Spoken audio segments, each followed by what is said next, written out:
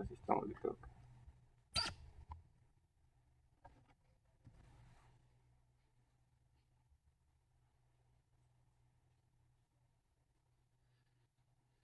Sí, ya.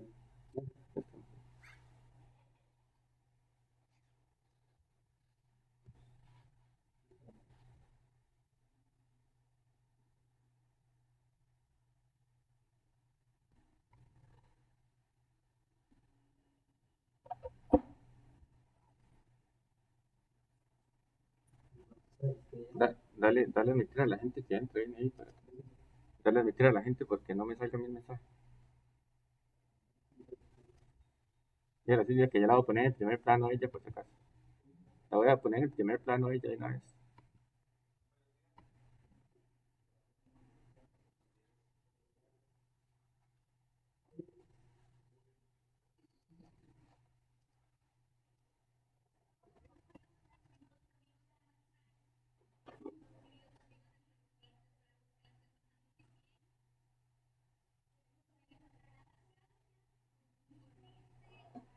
¿Se escucha ahí en Facebook Live? ¿Se escucha?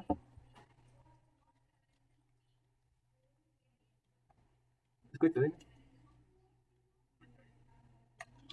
Acompañamiento en este tema que es realmente interesante y que tiene que ver, no solo interesante, sino también muy importante para el desarrollo de la economía de nuestro país, porque tiene que ver con la innovación en las pymes y sin duda esto ayuda a los procesos de competitividad a nivel nacional y también a la generación de empleo, a la disminución de la pobreza, a una serie de factores pues, que ayudan al país a desarrollarse. Entonces, pues en esta oportunidad tenemos una gran alegría porque nos acompaña en la conferencia la empresa Global Chemical. La empresa Global Chemical fue ganadora del premio Ruta a la Excelencia de la Cámara de Industrias. Este premio en el área de innovación es patrocinado desde hace ya varios tiempos por el CONICYT, así que el modelo de innovación que esta empresa tiene es realmente interesante, es in-house, ellos mismos se han encargado de desarrollarlo, de aprender, y entonces pues para nosotros es realmente un honor tenerlos a ellos en este día. Antes de darle la palabra a don Fernando Jiménez, quien es el gerente de la empresa y quien nos va a impartir la charla, vamos a escuchar a nuestro secretario ejecutivo, el máster Arturo Vicente. Don Arturo pues también ha tenido un rol importantísimo en estos procesos de innovación, en la vinculación del CONICYT con la Cámara de Industrias y también pues desde hace mucho tiempo fue evaluador del Premio a la Excelencia y ahora en su rol de secretario ejecutivo pues también ha impulsado muchísimo los procesos de innovación en las empresas. Entonces pues don Arturo, darle la bienvenida y escucharlo para posteriormente ya empezar con la conferencia. Sí, muchísimas gracias, doña Silvia. Bueno, muy buenos días a todos y todas de parte del Consejo Nacional para Investigaciones Científicas y Tecnológicas, CONICYT. Muy especialmente a don Sergio Arias, que es la persona que está detrás de todos estos procesos en la Cámara del Premio a la Excelencia. Y bueno, a don Juan Carlos Leiva, del Instituto Tecnológico, y a una gran cantidad de amigos y compañeros en el CONICYT. Bueno, primero que todo entonces saludar a todos los que participan el día de hoy en la charla que impartirá don Fernando Jiménez, gerente general de Global Chemical, empresa ganadora del premio Ruta a la Excelencia nivel plata en innovación. Premio, como dijo doña Silvia, que es otorgado por el CONICYT en una alianza estratégica con la Cámara de Industrias de Costa Rica. Esto dentro del marco del premio a la excelencia que impulsa esta Cámara. Es innegable la importancia que tiene la innovación para que las empresas puedan mantenerse competitivas, adaptándose a los cambios que los mercados globalizados y locales ya imponen a nuestras empresas. Para ello es fundamental desarrollar una cultura interna hacia la innovación y sobre todo de cómo gestionar la misma al interior de las empresas. En este sentido, es que coge sentido esta charla con Global Chemical, porque es un ejemplo de cómo se gestiona la innovación exitosamente en una pyme. Y de eso no tenemos muchos ejemplos. Requerimos saber cómo se hace, cómo se gestiona, cómo logramos interiorizar un tema como la innovación para que se traduzca en esta serie de ventajas y que casi son de sobrevivencia en el mundo actual para las pymes y las otro tipo de empresas. Por eso que nos da mucho gusto poder contar hoy con don Fernando para la charla del día de hoy. Yo no quisiera extenderme porque la experiencia de esta empresa es muy interesante, muy valiosa, y yo pues le daría la palabra a don Fernando pues para que nos comente de esta exitosa experiencia en su empresa. Muchas gracias. Bueno, don Arturo, muchísimas gracias. Buenos días a todos. Gracias por asistir hoy. Yo quisiera empezar agradeciendo al CONICYT por la oportunidad de compartir hoy lo que hemos estado haciendo en Chemical con referencia a innovación. Un agradecimiento especial a doña Silvia y a don Arturo. Cuando me plantearon en diciembre la oportunidad de venir a conversar ante ustedes, a comentar un poco lo que hemos hecho, yo me puse a pensar, bueno, ¿qué es lo que quería traerles hoy? Y mi intención, mi objetivo hoy es poder transmitir información de valor, cosas que les puedan ser útiles, tomadas de nuestra experiencia. Y lo quisiera hacer de una manera muy natural, comentándoles pues un poco de la historia, de cómo hemos ido llegando al modelo que tenemos ahora. Y probablemente es una historia de 2, 3 años para atrás en donde voy a ir extrayendo algunos aprendizajes.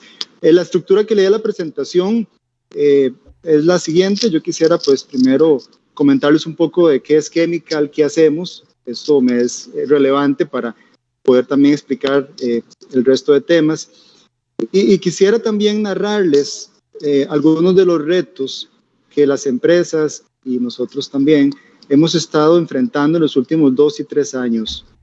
Y voy a aprovechar para intercalar en esa historia 5 aprendizajes que quise extraer que hemos tenido respecto a la innovación y respecto a la estrategia y cómo se relaciona con la innovación. Así que voy a empezar a compartirles el material.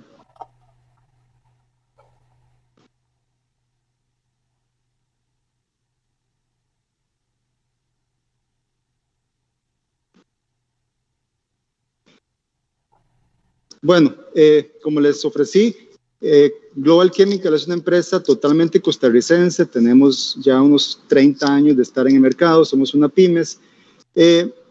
Y siempre empiezo diciendo que nuestro propósito es proteger la salud, la higiene y el bienestar de las personas. Y siempre empiezo con esto porque toda la estrategia, todas las acciones que tomamos, tratamos de alinearlas con este propósito, con esta razón de ser de la empresa.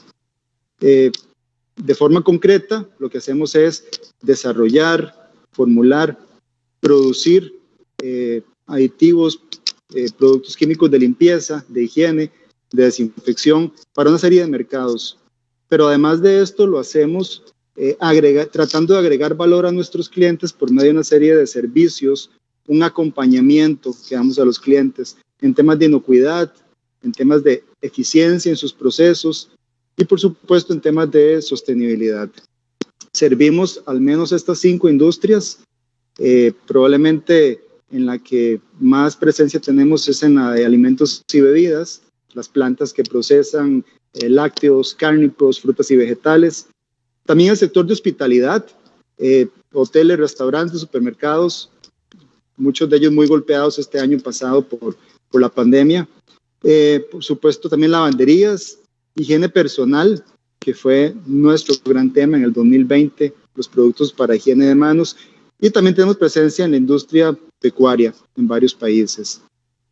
Muy bien, yo no podría empezar sin dar un poquito de marco y utilizar una innovación muy sencilla, una definición muy sencilla de qué es innovación. Bueno, la innovación, y aquí refiriéndome al manual de Oslo en su última versión, se entiende por cambios significativos, mejoras que se le hace a un producto, a un proceso, incluso al marketing o a la misma organización para mejorar los resultados. Y aquí quiero resaltar algo importante. Hay un concepto que hemos manejado muchas personas de que innovar es sacar nuevos productos o hacer mejoras incrementales a un producto. Y la innovación, como es vista hoy en día, dista mucho de eso, es algo mucho más amplio. Ya no solo es de producto, sino que de proceso, de modelo de negocios e incluso cómo me mudo de industria, cómo voy evolucionando hacia otros mercados. Quisiera también compartirles un poco de cuál ha sido el impacto que ha tenido la innovación en nuestros resultados, porque al fin y al cabo una empresa en marcha, si va a dedicar recursos a la innovación, pues lo hace precisamente para generar un retorno por esa inversión que está haciendo. Nosotros empezamos a registrar los ingresos que teníamos debidos a innovaciones realizadas en el año 2019, donde el peso fue marginal. Solo un 2,3% de nuestros ingresos provinieron de productos o servicios innovadores. En 2020, ese número casi se cuadruplicó, llegó a acercarse al 10%, y en 2021, el año que estamos, pues nuestra proyección es poder superar el 15%. Quizás el 2%, quizás incluso el 10% se vean como poca cosa. Sin embargo, esto debe ser un proceso incremental, debe ser un proceso que va cogiendo ímpetu, va ganando velocidad y también va ganando impacto entre la organización. Bien, ¿cuáles son algunos de los retos que las empresas hoy estamos enfrentando? Quisiera extraer 4 de ellos. Tenemos clientes más exigentes e informados. Tenemos un mercado que cuando nos llama ya sabe lo que quiere, ya ha investigado sobre el producto y probablemente nos va a hacer preguntas a profundidad sobre la tecnología, sobre el detalle de nuestros productos. Y tenemos que estar preparados para ese mercado más exigente. Hay una búsqueda continua de eficiencia. Las empresas estamos cada vez más presionadas para hacer más con menos, para poder rendir más los recursos limitados que tenemos. El entorno es cambiante y esto se está acelerando. Las empresas más grandes del planeta hoy, hace 10 años, estaban naciendo o incluso no existían. Entonces, la velocidad, el ritmo de cambio se está acelerando día con día y es parte del entorno. Y por último, más competencia. Cada vez son más los competidores que ingresan incluso de otros mercados. Ya no hablamos de industrias, hablamos ahora de arenas. Y el mercado se ha ido inundando en todos los segmentos de nuevos competidores con ofertas de valor que se han ido comoditizando, porque al final pocas son las empresas que están innovando.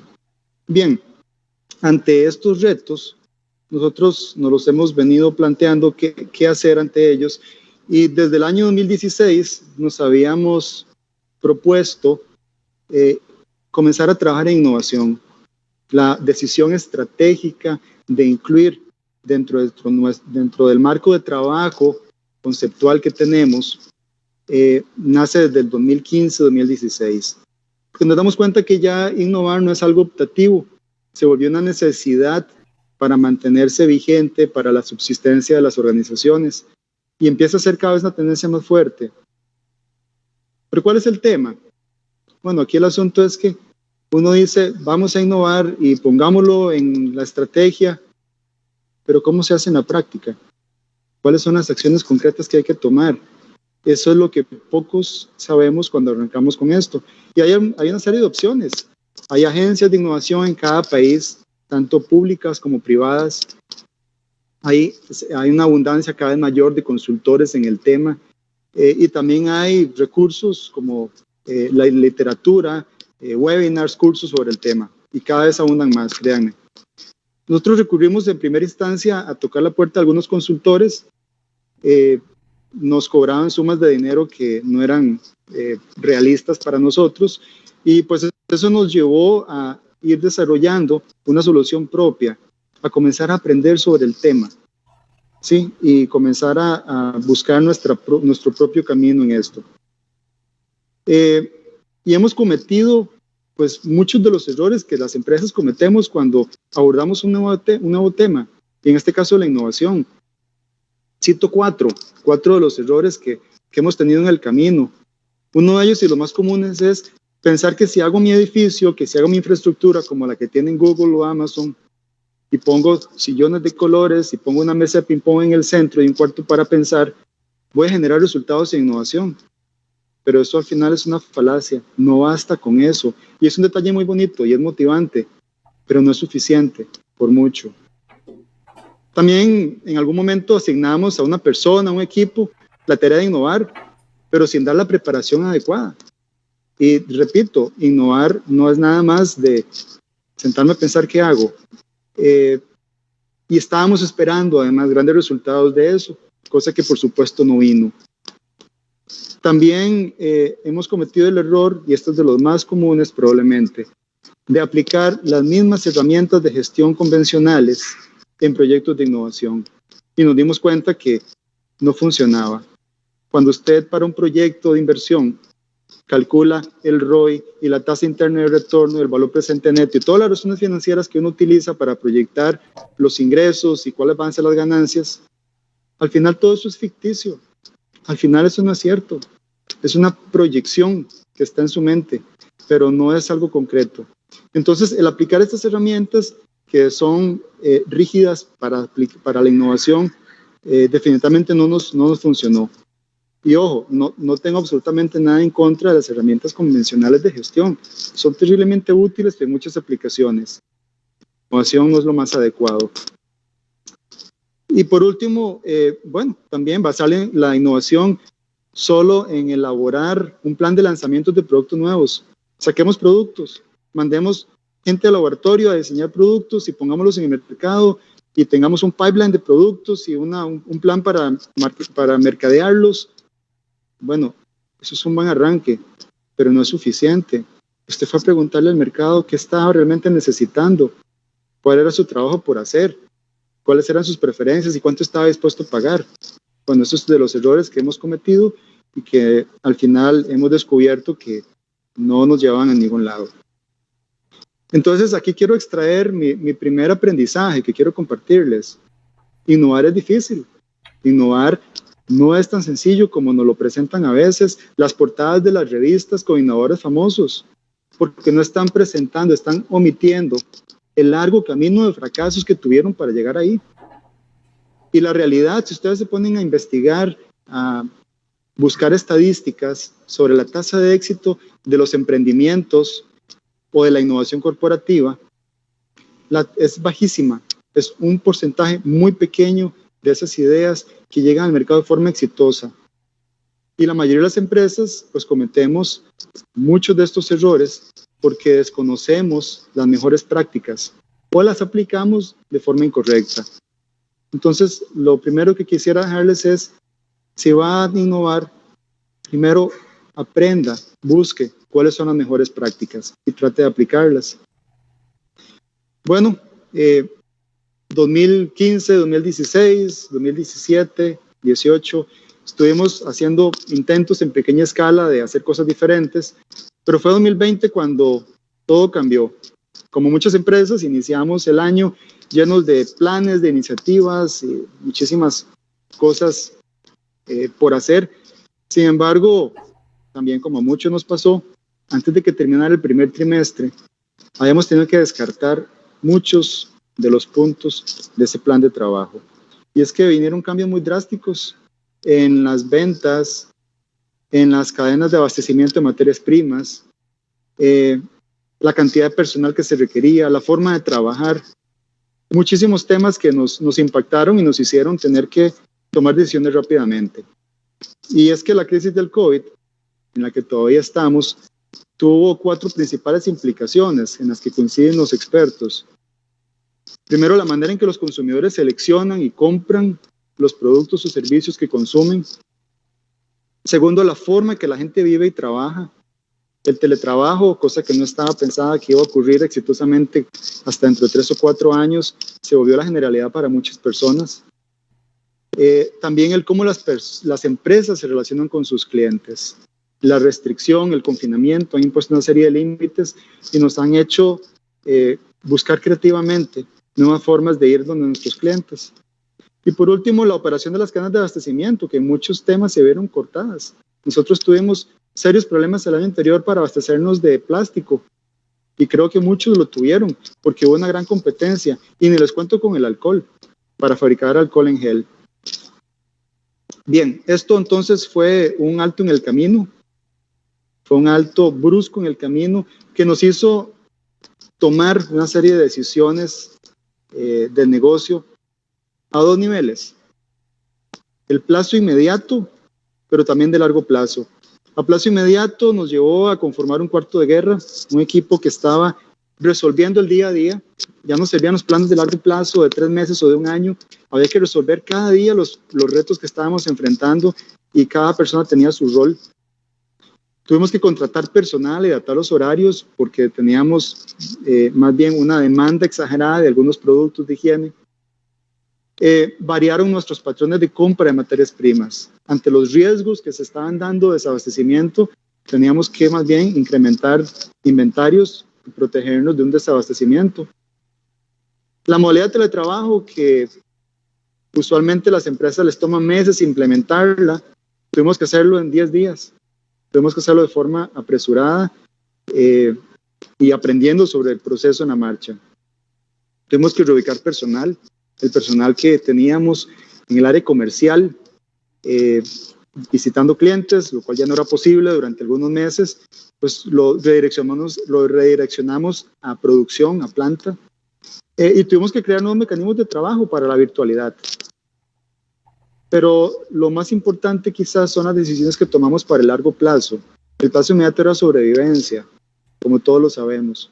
El largo plazo es el que nos planteaba los retos nuevos que estábamos teniendo y empezamos por tratar de entender qué cambió, cuál era ese nuevo entorno.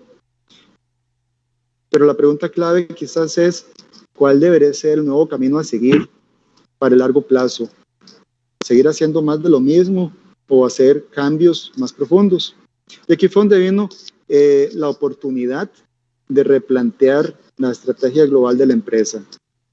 Ya tocaba hacerlo, ya estaba en los planes en 2020 rehacer el plan estratégico. Sin embargo, no esperábamos que tuviéramos que hacerlo tan apresuradamente. Y además de eso, súmele que había que implementar prontamente los cambios que decidiéramos aplicar. Así que de aquí quiero extraer mi segundo aprendizaje que quiero compartir hoy.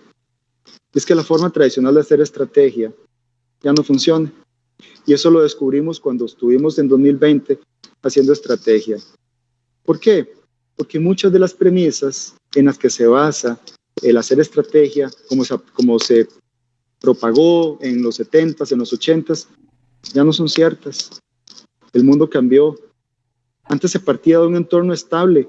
Hoy el entorno no lo es cambiante como nunca antes.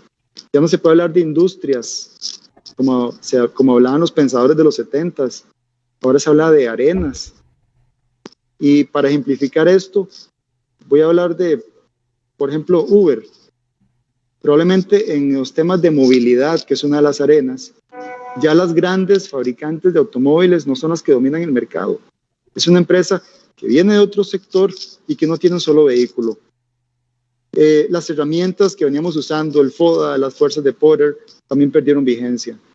Entonces, aquí lo que quisiera enfatizar, dejar, es que necesitamos también aprender, conocer de herramientas para hacer estrategia en nuestro tiempo, en un tiempo en que todas las premisas, las suposiciones han cambiado. Bien, viendo la etapa entonces de construir este nuevo modelo, fue un periodo de varios meses de hacernos preguntas y buscar respuestas. ¿Cuál debe ser el nuevo rol de la innovación dentro de la estrategia? ¿Sigue siendo un componente o el componente central? Si vamos a dedicarnos más a la innovación, ¿cómo podemos hacer para ser más efectivos? para salir al mercado más rápido con cosas que sean además exitosas. Cómo implementar los cambios necesarios a nivel de la empresa. Usted no puede simplemente decir, ok, a partir de este año vamos a innovar todos. Eso no funciona de esa manera. Hay que comenzar a construir una cultura de cero. Y para las pymes quizás esto es un reto de los más importantes. ¿Cómo asigno suficientes recursos para innovar? Si muchas de las pymes pues apenas están en modo subsistencia, ¿cómo dedico además recursos para empezar a acelerar la innovación?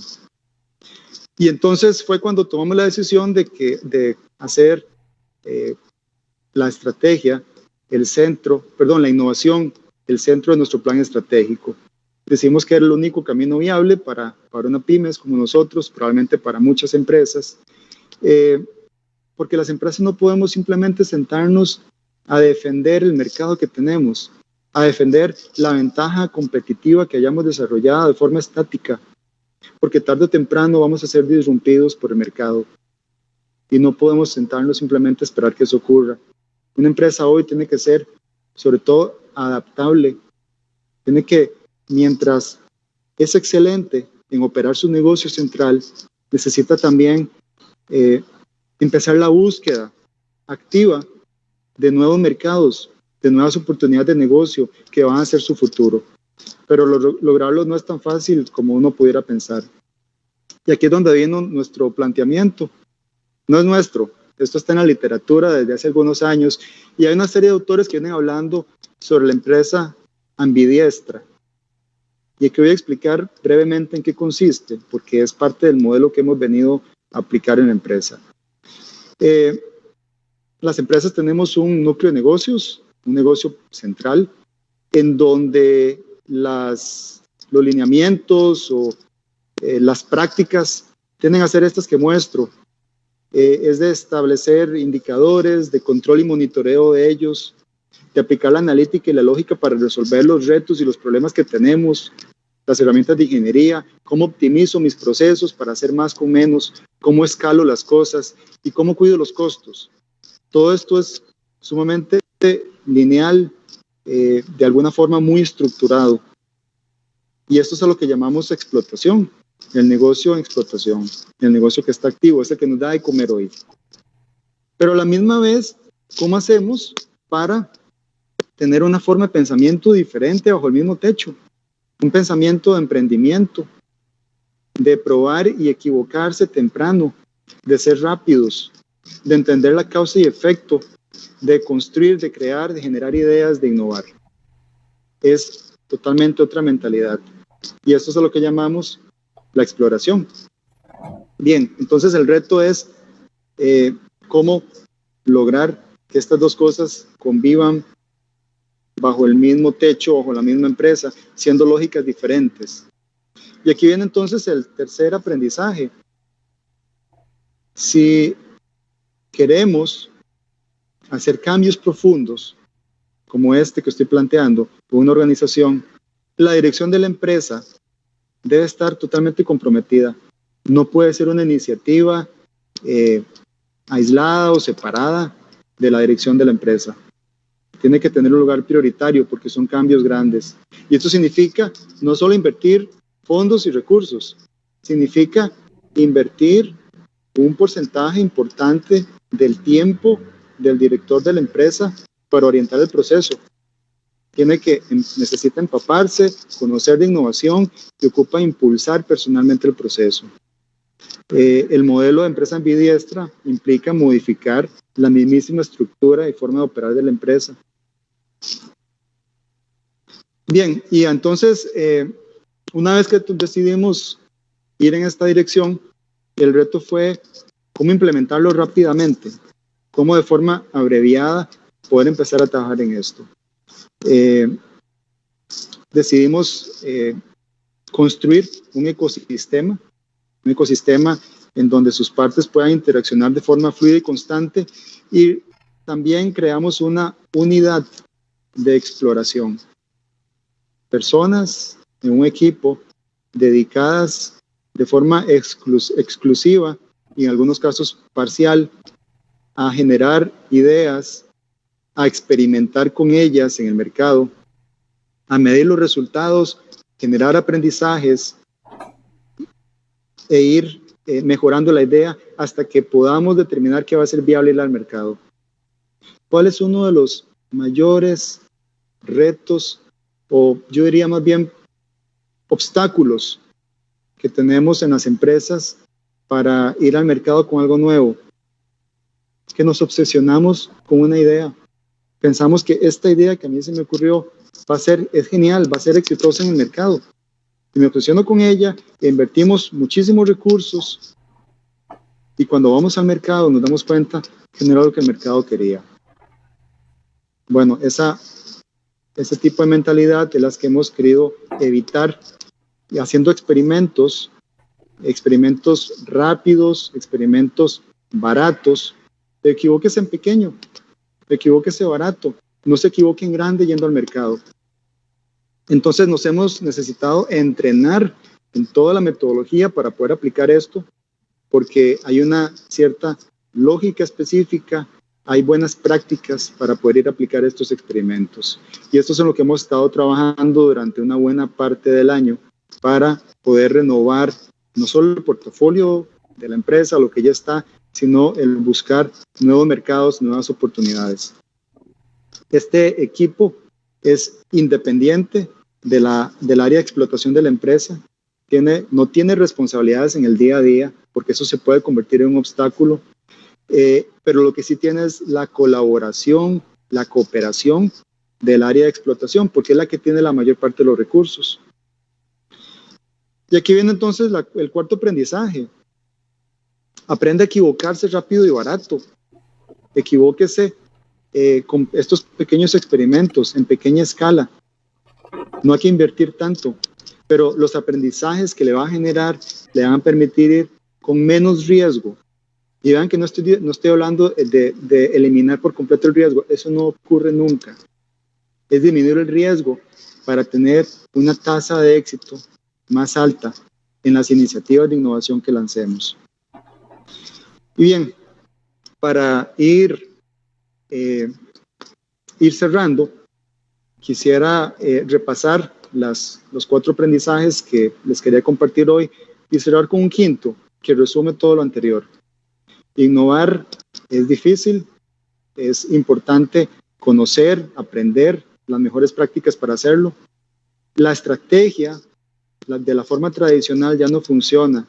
Si quiero hacer estrategia en torno a la innovación, necesito aprender herramientas adecuadas para hacerlo. Es vital que la dirección de la empresa esté comprometida no solo con recursos, sino con su tiempo personal. Y la ruta que hemos utilizado y que me parece que funciona bien es la ruta de hacer experimentos en pequeño, equivocarse rápido y barato. Esto me lleva entonces al quinto punto. Y es una buena noticia, porque una de las creencias que hay es que yo no puedo aprender a innovar, o tengo que ser Elon Musk, o tengo que ser Richard Branson para poder hacerlo. Y eso no es cierto. La innovación es una disciplina que se puede aprender. Hay muchas fuentes, cada día hay más fuentes para hacerlo. También hay muchos consultores, hay muchas maneras de aprenderlo, pero debe hacerse de forma sistemática y disciplinada. Bien, básicamente eso es lo que yo les quería compartir hoy y quisiera pues más bien saber si hay consultas sobre el tema que yo les pudiera contestar. Muchísimas gracias, don Fernando. Sí, nos quedamos con esa excelente frase del final: la innovación es una disciplina que se puede aprender. Bueno, y por supuesto, cada una de las Filminas tuvo un gran aprendizaje para nosotros. A los compañeros o a las personas que nos acompañan por Facebook Live, les pedimos por favor, si tienen alguna pregunta, la pueden plantear por el chat, o podrían incluso abrir su cámara y hacerla en directo si gustan. Entonces, vamos a dar un chancecito a ver si tenemos alguna consulta de alguno de los los invitados, don Juan Carlos Leiva. Don Juan Carlos, tiene la palabra, adelante, bienvenido. Muchas gracias, buenos días a todos y a todas. Muchas gracias, Fernando, por la exposición muy interesante y felicitaciones por todo lo que han hecho. Yo tengo dos preguntas. Una es cómo han manejado el tema de la cultura dentro de la organización para que sea una cultura proclive a la innovación. Y la segunda es si nos podrías dar un ejemplo de alguna innovación que hayan hecho y cómo fue el proceso. Es decir, cómo se podría ver esto que nos has contado, de las herramientas, de la unidad de experimentación y de los principios que han ido aprendiendo. Muy rápidamente, si tuvieras un ejemplo de cómo surgió la idea y cómo llegó a incrementar ese porcentaje en facturación que nos mostraste al inicio, que pasó de un 2 a un 9 y que buscan que sea más de un 15. Esas serían las dos preguntas. Gracias. Claro, Juan Carlos, muchas gracias por el comentario. Bueno, con el tema de la cultura es uno de los temas fundamentales. Básicamente, si usted no modifica la cultura dentro de la organización, pues no va a poder tener resultados.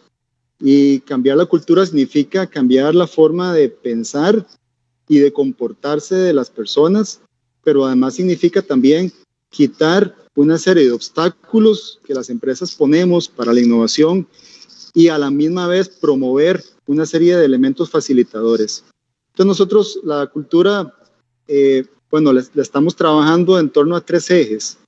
El soporte de liderazgo, bueno, que hayan los recursos necesarios, que la dirección esté también involucrada con su tiempo para apoyar el proceso de innovación. Que haya también un diseño organizacional para eso, ese es el segundo eje. ¿Cuál es la ruta que debe seguir en la empresa? Eso debe estar totalmente claro para una idea, para llevarla a la práctica. Entonces, todo un pipeline. ¿Cuál es la forma de fondear un proyecto? La manera en que separamos la unidad de exploración de la unidad de explotación, todo eso es diseño organizacional. Y el tercer eje es la práctica de innovación, es toda la serie de herramientas que son necesarias para poder hacer experimentos de forma científica, experimentos que arrojen realmente aprendizajes válidos. No vaya a ser que hagamos experimentos que nos vayan a llevar a un camino equivocado. Entonces, cómo entrenamos al personal, cómo le damos esas herramientas y generamos los espacios para que las personas puedan tener esos momentos de chispa creativa que podamos luego convertir en negocios explotables. Entonces, esos son los 3 ejes. Y quisiera mencionar que es algo que estamos aprendiendo a hacer, como muchas otras cosas, y no somos expertos en el tema. Estamos también un poco a prueba y error, implementando modelos conocidos, modelos que sabemos que han funcionado en muchas empresas, aprendiendo de ellos y tratando de adaptarlos a nuestra realidad de empresa. Y con el segundo tema, Juan Carlos, bueno, se me viene a la mente un par de ejemplos. Uno de ellos es con una línea de productos que hemos tenido durante años, una línea que va para el mercado de consumo masivo. Y esta línea, pues ha estado sin inversión, sin atención durante mucho tiempo, y aún así ha venido creciendo. Entonces nos dimos a la tarea de evaluar con el mercado qué se requería para volver a hacerla crecer, que volviera a crecer de forma vigorosa. Y estamos haciendo algunas cosas sencillas, nada muy sofisticado, y me refiero a cambiar la imagen, cambiar el tipo de envase, ir hacia fórmulas más sostenibles y también comenzar a lanzar algunos productos nuevos. En otro tema que quisiera también compartirles, tenemos alianzas, y es quizás de lo que hemos venido haciendo de aquí para atrás, alianzas con empresas extranjeras que han desarrollado tecnologías únicas y que están incluso muchas de ellas patentadas. Estas alianzas nos han permitido incorporar dentro de nuestro portafolio productos para aplicaciones muy específicas en nuestros mercados, de que estoy hablando del de plantas de alimentos, que nos permiten mejorar, por ejemplo, la calidad microbiológica de un alimento mediante una intervención directa. Entonces, bueno, esos son dos casos que nos han aportado definitivamente crecimiento en el tema de innovación, pero creo que lo más importante es lo que se está gestando en este momento, porque conforme uno va aprendiendo las prácticas de innovación, va profundizando, y esto le va permitiendo también ir hacia apuestas más arriesgadas, a cambiar modelos de negocio, a buscar otros canales, a buscar la forma de interaccionar con mis segmentos, con mi mercado, con mis clientes y entenderlo mejor. Así que, bueno, no sé si le ayudé con algo, con la respuesta. Sí, muy bien, perfecto, muchas gracias.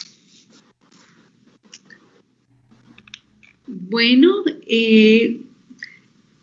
no tenemos más preguntas. De todas formas, sabemos que si surgiera una a posteriori, pues se podría comunicar con nosotros o directamente con don Fernando, y con mucho gusto siempre sabemos que las puertas de la empresa, como ocurre con todas las empresas tenemos una, gracias, muchas gracias. Tenemos una, disculpe, compañeros y amigos que nos acompañan, don Fernando, dice Paz Jiménez, muchas gracias Paz por acompañarnos. ¿Cómo mido cuánto tiempo se debe dar a uno de estos ensayos de innovación antes de desecharlo, o más bien seguir invirtiendo en él para perfeccionarlo? Ok, esa es una pregunta muy interesante porque nosotros hemos tenido que resolverla sobre la marcha.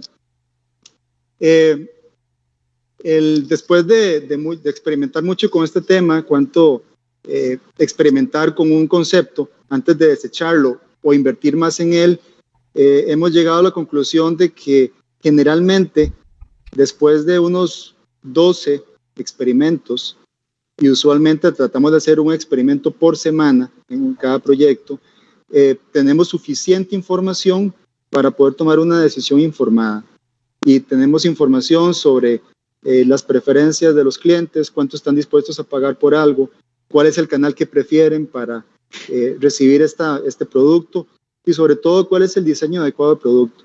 Pues con esas hipótesis que hemos planteado, de lo que nosotros creemos, lo validamos en el mercado, después de aproximadamente es un número que les mencioné, 12 semanas, 12 experimentos, tenemos suficiente información. Pero no quisiera que esto se entienda como una regla escrita en piedra.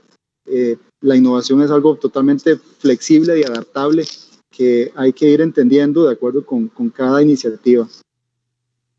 Muy bien, muchas gracias, don Fernando. Ariana Sarabia Torres nos dice que excelente charla, que muchas gracias por compartir todo ese aprendizaje. Y pues serían solamente estas preguntas por el momento, probablemente. Perdón, Silvia, yo quisiera preguntarle algo a don Fernando. Claro que sí, adelante, don Jorge. Don Fernando, muchas gracias por su charla. Excelente para entidades como el CONICYT, ¿verdad?, que se dedican a financiar y sobre todo apoyar la parte de la innovación. A veces uno tiene una serie de paradigmas generadas por muchos años, ¿verdad?, y porque vivimos la innovación desde una óptica y desde el otro lado del mostrador, ¿verdad? Entonces cuesta mucho a veces como entenderlo.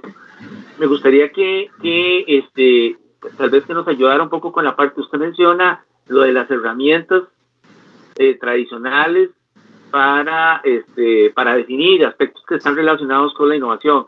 Por ejemplo, usted habló del PIR,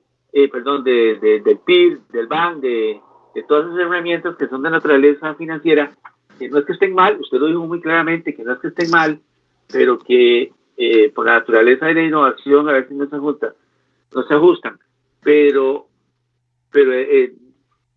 yo no le pido a usted que se pase al otro lado del mostrador, pero cuando uno está al otro lado del mostrador, a veces o encuentra herramientas muy elaboradas, herramientas muy complejas que representan una gran carga para la empresa, tratar de demostrarle al ente financiero, ¿verdad?, que su innovación tiene muchísimo potencial, y a veces se vuelven tan enredadas en sí mismas que la empresa más bien no quiere hacerlas, y está más fácil, ¿verdad? Calcular flujos de inversión, flujos de ingresos en el tiempo y hacer TIR y comparar todo eso.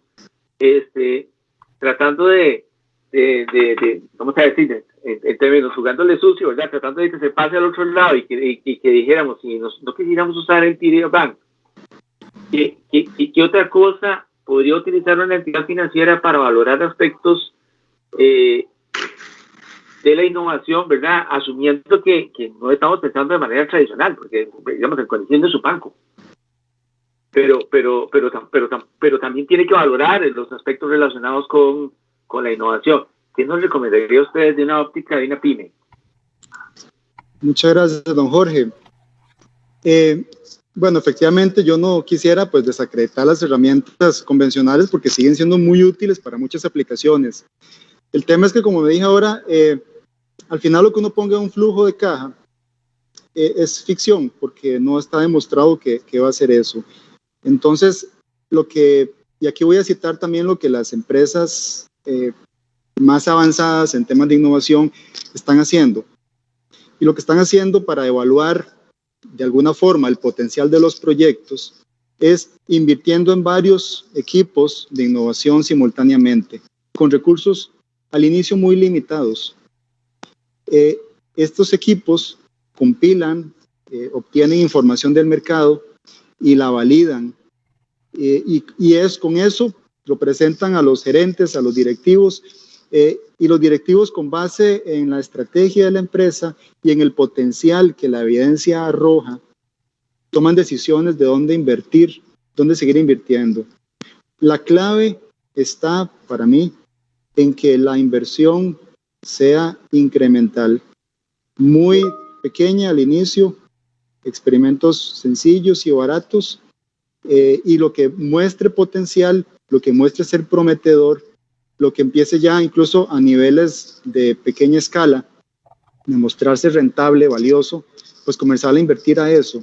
Y aquí lo que estoy diciendo es que también va a haber una tasa de mortalidad de proyectos, que se van a rechazar muchos porque no se lograron validar las hipótesis de las que estábamos partiendo.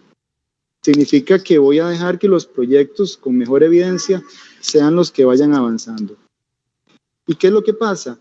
En el momento en que un proyecto alcanza el nivel de riesgo suficiente para invertir en él a nivel ya de explotación, de introducirlo dentro del núcleo del negocio, el negocio central de la empresa, empiezan a aplicar todas estas razones financieras que a los gerentes nos encanta usar, porque el negocio al final tiene que ser rentable. La iniciativa tiene que convertirse en algo rentable para la empresa, por todo lo que ha invertido en el proyecto. Así que yo creo que es una mezcla de usar las herramientas adecuadas al inicio para disminuir riesgo, midiendo esa disminución de riesgo de un proyecto.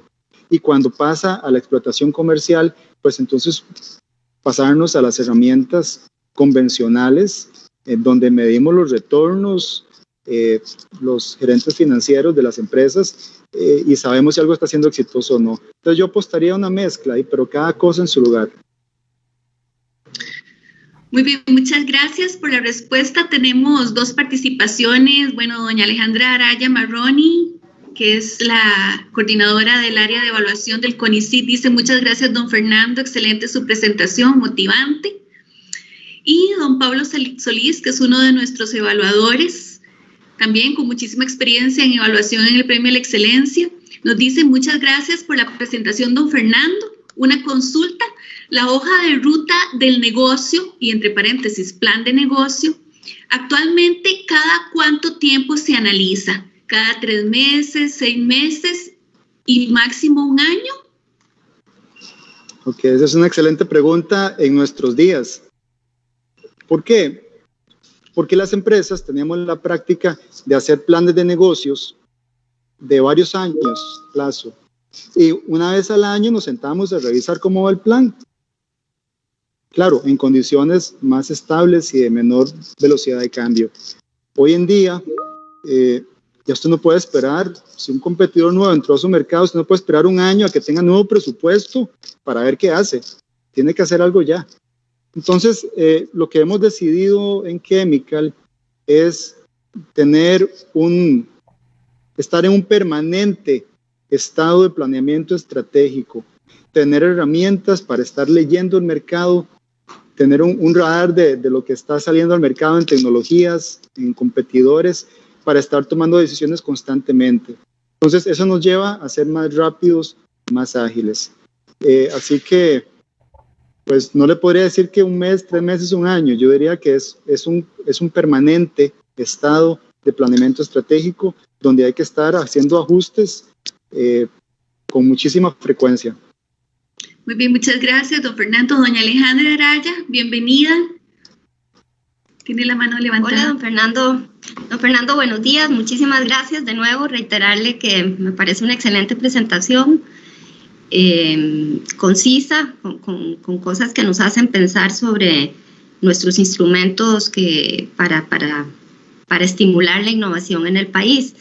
Mi pregunta está relacionada con esa condición de ambivalencia que deben tener las empresas. Y me gustaría, aunque pienso que algo ya se abordó con la respuesta que le dio a Juan Carlos con respecto a la cultura de la empresa Global Chemical, me gustaría saber cómo ha hecho la empresa para apropiarse de esa condición ambivalente y combinar adecuadamente exploración con explotación. Muchas gracias, Alejandra. Muchas gracias. Alejandra, yo creo que la única forma de hacerlo exitosamente es siendo muy tajante en separar las unidades, en que el personal que se dedica a explorar nuevos negocios, que se dedica a innovar sobre nuevas oportunidades de mercado, no puede estar relacionado con el núcleo central del negocio, no puede tener tareas en el día a día del negocio. Es la única manera, porque si usted empieza a mezclarlo, al final va a generar mucha confusión, porque son lógicas diferentes. La lógica lineal, analítica del negocio de explotación versus la lógica de creatividad, de generación de ideas no lineal que tiene el proceso creativo. Entonces, la única manera es estableciendo una barrera, una línea divisoria definitiva que evite que las personas que están en exploración se involucren con la parte de explotación, pero a la misma vez permitiendo, esta barrera es permeable en cierta dirección. Es permeable en el sentido de que el negocio en marcha debe también apoyar con recursos y a veces también con tiempo de su personal en las tareas de exploración. Entonces, bueno, creo que es todo un reto lograr que dos mentalidades diferentes puedan convivir bajo un mismo techo. Muy bien, muchísimas gracias. Bueno, ya vamos acercándonos a la hora que teníamos destinada para la conferencia. Como les decía anteriormente, sabemos que el proceso de la excelencia, si algo tiene, es que permite siempre que las empresas estén abiertas a aquellas personas que quieren aprender y que quieren conocer más de los diferentes procesos. Y bueno, este es un ejemplo de ello. Don Fernando, de corazón queremos agradecerle este rato que nos dedicó a nosotros y a todas las personas interesadas en la innovación y también a los empresarios que nos acompañan esta mañana. También agradecerle a Carla por todo el apoyo que nos dio a nivel de mercadeo y pues a todas las personas que nos han acompañado, agradecerles muchísimo su participación esta mañana y pues por supuesto seguimos próximamente con más charlas de interés de todo el sector de ciencia, tecnología e innovación. Recuerden que la ciencia y la tecnología nos hacen crecer. Que pasen muy buenos días y los esperamos en la próxima. Muchísimas gracias. Muchas gracias. Hasta luego. Buen día. Hasta luego. Gracias.